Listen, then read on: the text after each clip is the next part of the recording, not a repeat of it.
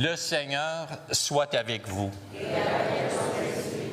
Évangile de Jésus-Christ selon saint Jean.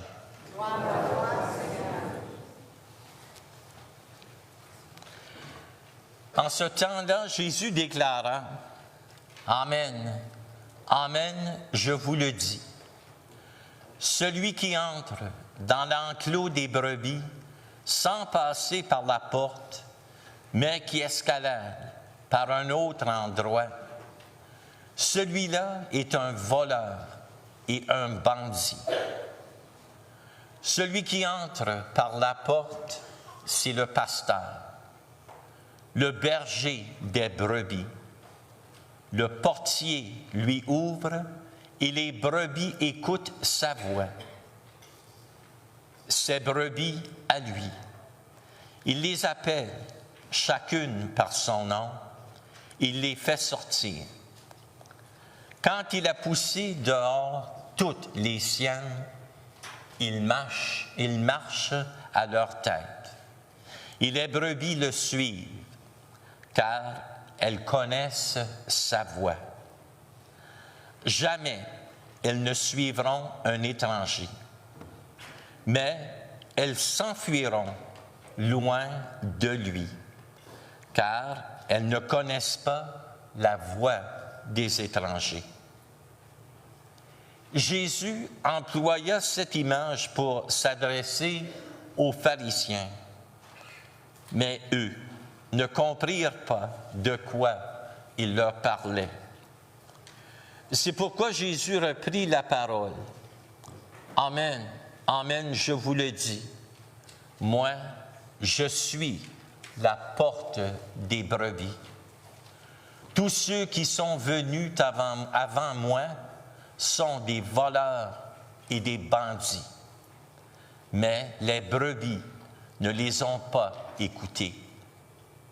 Moi, je suis la porte. Si quelqu'un entre en passant par moi, il sera sauvé. Il pourra entrer, il pourra sortir et trouver un pâturage. Le voleur ne vient que pour voler, égorger, faire périr. Moi, je suis venu pour que les brebis aient la vie, et la vie en abondance. Acclamons la parole de Dieu. Louange à toi, Seigneur Jésus.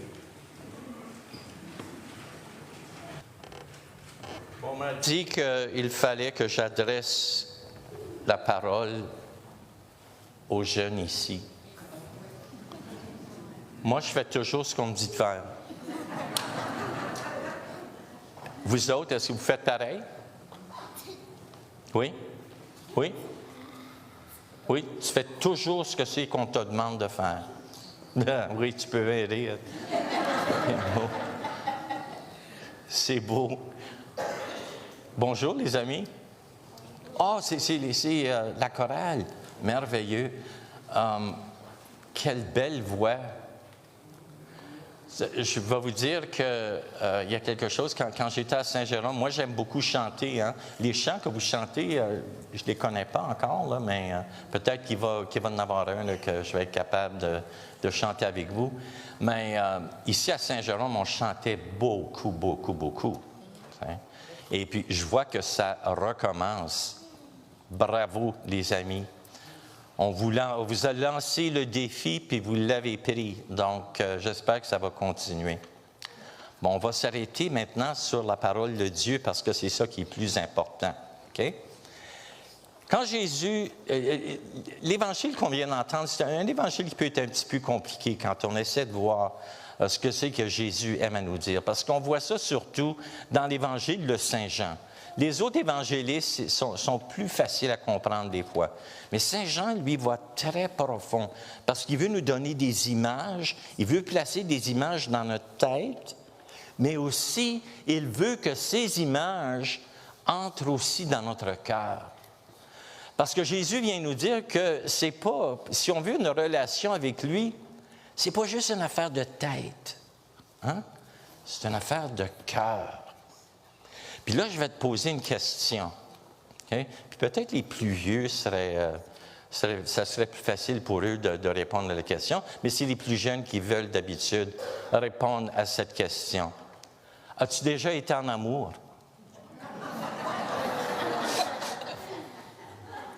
Qui ose me dire que vous êtes en amour?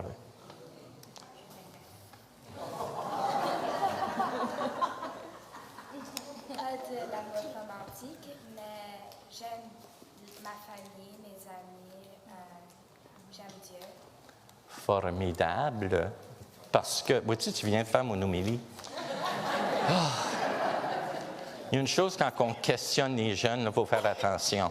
Mais c'est vrai ce que tu dis, parce que l'amour, c'est pas seulement les émotions là, qui nous emportent et puis qui des fois qui fait qu'on perd la pensée, là, parce que quand on tombe en amour et puis toi tu as fait la distinction, tu dis je suis en amour, pas nécessairement romantique. Je vais revenir à ça. Mais pas seulement d'un amour romantique, mais je suis en amour avec ma famille, avec mes amis. Tu as ajouté, je suis en amour avec Dieu. Tu as fait mon homélie, c'est merveilleux ce que tu viens de dire. As-tu déjà été en amour romantique?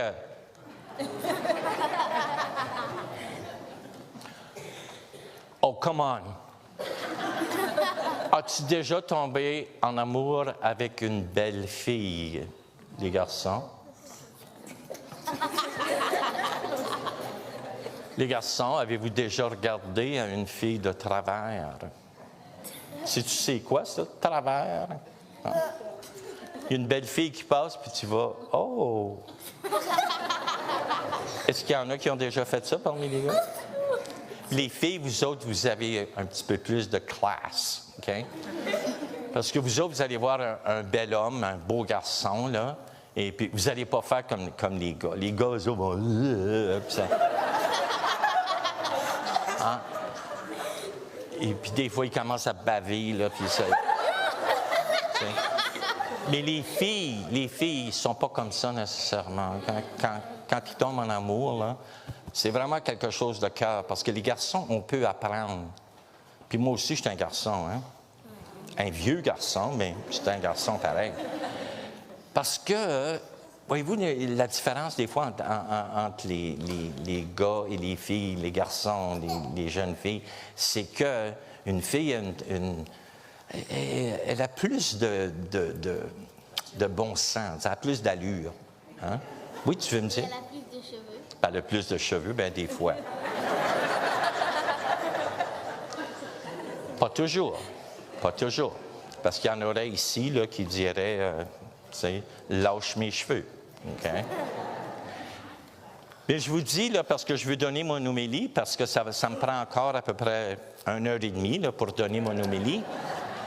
Donc, je veux simplement souligner le fait que tomber en amour, c'est très important, puis je vais en parler un petit peu plus. Parce qu'on veut te parler aujourd'hui de tomber en amour, puis tu as souligné le fait, avec Dieu, mais plus en particulier avec Jésus. Jésus qui se dit le bon berger. Tu sais c'est quoi un berger? Oui, c'est quoi? Un berger, c'est comme quelqu'un qui garde des moutons. Oui, quelqu'un qui garde des moutons, des brebis. Hein? C'est ça un berger. Avez-vous déjà vu un berger garder des brebis? Avez-vous déjà vu peut-être à la télévision un berger qui essaie? Oui, tu as déjà vu? Puis, qu'est-ce qui arrive quand un berger essaie de garder ses moutons?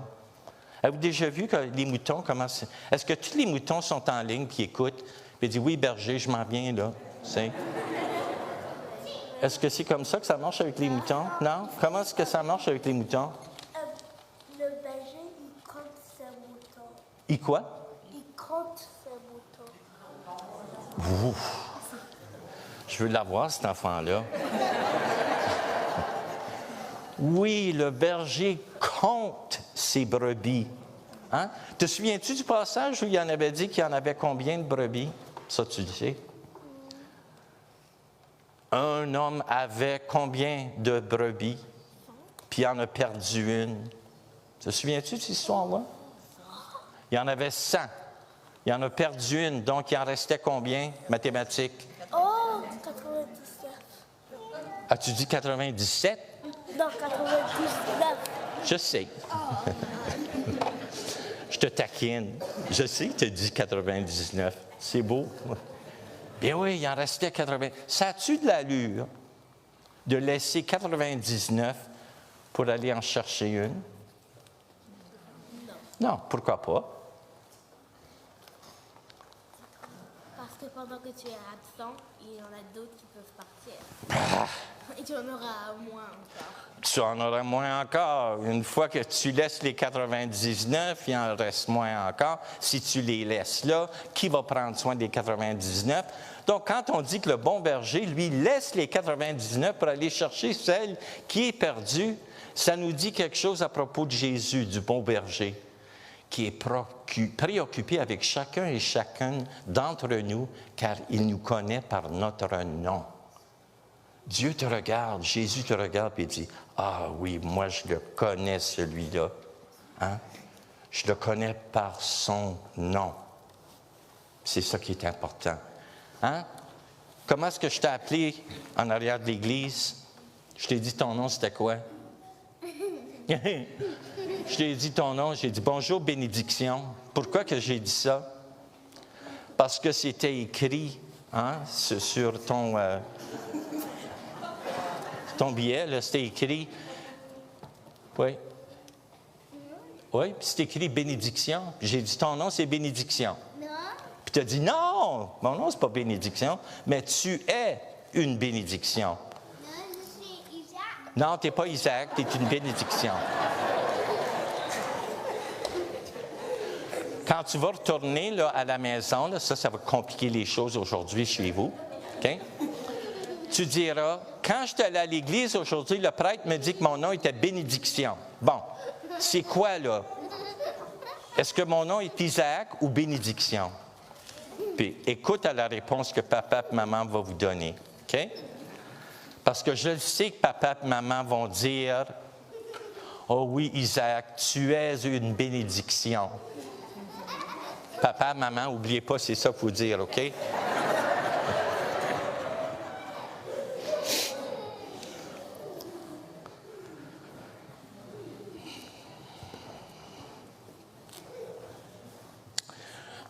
Bon, là, on va voir si on peut calmer les choses un petit peu.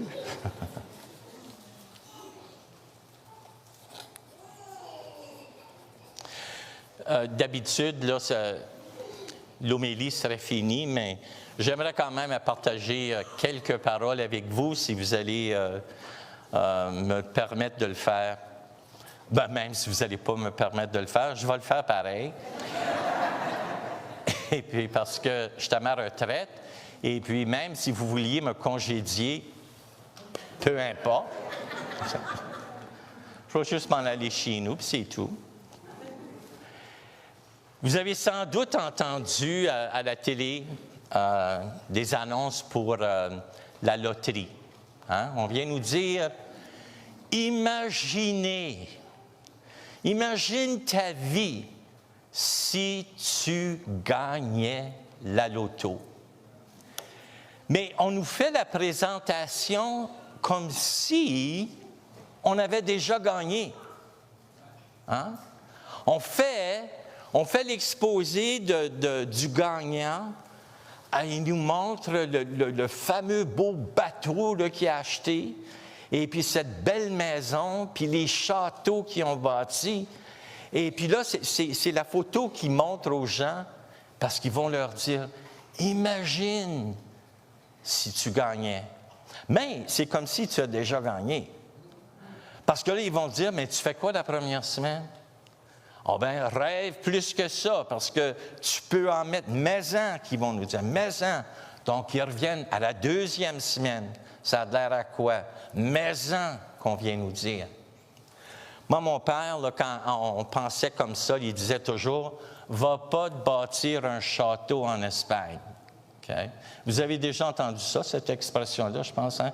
Quand on bâtit un château en Espagne, ça veut dire qu'on se fait des illusions, qu'on se fait des rêves, que jamais ces rêves vont nécessairement se réaliser. Mais on vient nous dire souvent, puis on nous fait des promesses, hein? On en fait des fameuses promesses qu'on ne peut pas garder, mais qu'on joue, on joue avec la pensée des gens, qu'on joue avec le cœur des gens, parce qu'on fait croire aux gens que vous allez gagner. C'est juste une question de temps. Puis ça, il y a des fois là, qu'on commence à croire qu'il y a peut-être une vérité là-dedans. Moi, j'ai déjà vu des gens, j'ai déjà vu un homme qui a pris, parce qu'il était tellement convaincu qu'il était pour gagner, il a pris tout son salaire, tout ce qu'il avait en banque, parce qu'il pensait que là, c'est le jour où je vais gagner. Et que je ne sais pas combien de milliers de dollars qu'il avait dépensé sur des billets pour la loterie. Le monsieur a à peine gagné 10 ou 15 dollars dans tout son investissement. Donc, des fois, quand on se fait dire, là, rêve, rêve, mais des fois, il faudrait peut-être rêver en couleur, parce que ce n'est pas une réalité qu'on vient nous présenter. Si on avait seulement autant d'enthousiasme, autant de volonté de vouloir se réjouir et de bâtir et de grandir, si on pouvait mettre cette énergie envers notre foi, envers notre Dieu, ça serait un différent monde. Ça serait une différente manière de vivre. Parce qu'on serait en amour avec Jésus. Et d'être en amour avec Jésus, ça veut dire qu'on veut partager cet amour. Ce n'est pas quelque chose qu'on garde pour nous-mêmes. Et ce bon pasteur que nous voyons dans l'Évangile d'aujourd'hui, c'est lui qui rend Dieu visible à nos yeux. C'est lui qui rend Dieu visible à nos yeux. C'est ce Jésus qui vient nous dire, si tu m'aimes, si tu aimes Dieu le Père, si tu aimes l'Esprit Saint, tu verras un grand changement dans ta vie. Tu verras un grand changement dans ton attitude. Car de croire de cette façon dans le Seigneur, c'est de ne pas avoir des rêves qui ne vont jamais se réaliser, mais c'est d'être capable de dire « Je réalise en vivant ce que le Seigneur m'a dit. »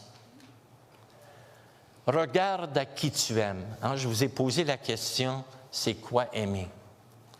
Regarde à qui tu aimes.